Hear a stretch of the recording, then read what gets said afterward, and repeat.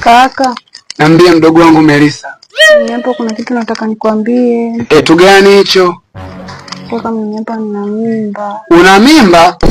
Ndio. Asa hiyo mimba umeipata vipi tena mimba tena mdogo wangu? Kaka, mimi hapa siku hiyo nilipokuja. Tukafanya mapenzi naye. Kaka, mimi nikapata mimba.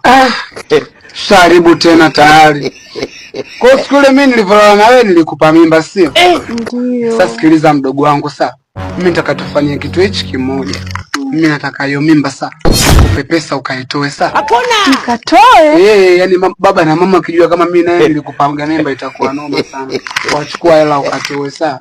Kaka, hivyo una wazimu. Ngoja kwanza nikwambie. Kama unataka mimi na wewe hapa nje niseme kwa mama, nipe hiyo hela nikatoe mimba. Mimi siwezi kutoa mimba. Sikia basi mdogo wangu Melissa. Mimi nataka utoe mimba itakuwa noma. Hivyo nafikiriaje mimi hapa nikupe mimba wewe kama mdogo wangu? Inakuwaje au? Sikiliza basi. Chukua hii hela. Atoe mimba. Chukua hii hela kwa sababu mimi sitaki kutoa hii mimba, sitoi. Nimeshaka. Utoe sio?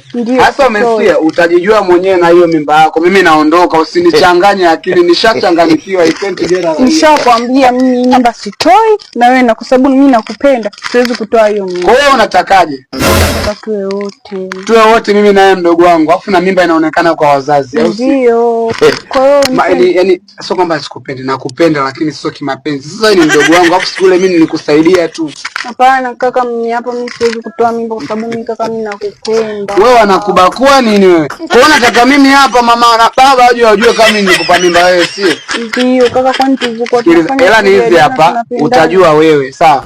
Utoe mimba au sitoe mimba, mimi naondoka. Mimi siwezi kutoa mimba. Utajua wewe, mimi naondoka. Kaka, mimi nakupenda, siwezi kutoa mimba.